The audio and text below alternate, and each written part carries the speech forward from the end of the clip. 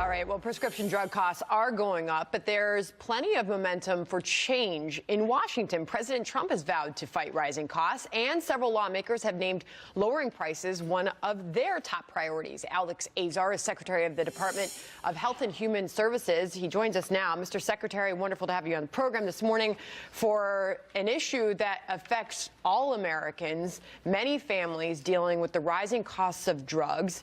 It's difficult. It's challenging. What is the administration doing about it? Yeah, so President Trump has done more than any president in history to tackle the issue of drug costs. You know, he's approved historic levels of generic drugs. These are low-cost alternatives to brand drugs. That saves $26 billion in the first 2 years of his term alone. He's ending foreign free riding off of American investment in R&D. That's $17.5 billion in savings from the first 5 years of that program that we'll be doing. He's freed up pharmacists to tell patients about lower-cost alternatives for their drugs and brought new negotiating tools to Medicare programs. So across the board, historic action to blow up the status quo here. But as far as actual results and drug prices coming down, the president has said that he expected a significant decrease in drug prices. That unfortunately has not been the case. The Wall Street Journal is reporting that over 3 dozen drug companies rose prices on their prescription drugs an average of 6.3%. This, by the way, is a piece from the Wall Street Journal, wrote a piece titled "The Drug Price Control Threat." It started out for all the nasty partisan divisiveness in Washington. It's often worth worrying more when both parties agree. It actually takes on the idea that a lot of Democrats are aligned with Republicans and the president on this issue. But there is a concern about what this means for research and development. And as the piece points out, hope for a cure for some families looking for a cure for Alzheimer's in their lifetime. So what does this call by the president and a bipartisan call to lower drug prices do for research and development? Well, Sandra, the president's been really clear. Prices of drugs need to be coming down, not going up. Now, the price increases that just happened, these are lower than have happened in past years, and that's real savings to American people. It's fewer drugs, it's lower increases, but they're still not acceptable.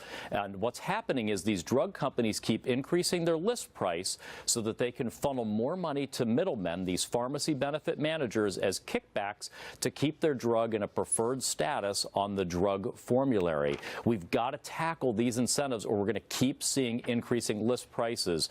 Now, we're making progress there, but the president has been clear. This has to stop. Drug prices must start coming down, not going up. And we will work with Democrats. We will work with Republicans to make that happen. I just wonder if you can address some of the individual numbers that we're seeing here. Prices of more than 250 prescription drugs went up. As I noted, the average 6.3%. Total spending by the government, consumers, insurers on prescription drugs was $333 billion in 2017 alone. Now, you've heard a lot of plans thrown out there by members of Congress. Elizabeth Warren is one of them. She says that the government should step in to correct certain market failures like shortages or a sudden price hike.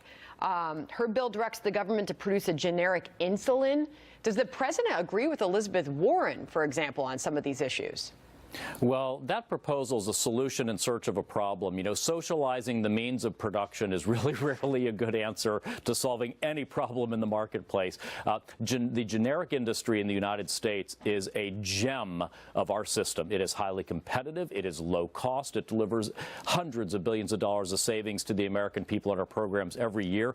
Sure, are there occasional dislocations in manufacturing where generic companies left alone with a product and able to increase price? Yes, and that's why the president has been the first president ever to call for importing competing generic drugs from other countries when a generic manufacturer price gouges here in the United States. It's going to be fascinating to watch. It's really a bipartisan effort. A lot of agreement across the aisle on this issue. We'll see where it goes in the new year because those prices continue to go up. Secretary Azar, thank you for your time this morning.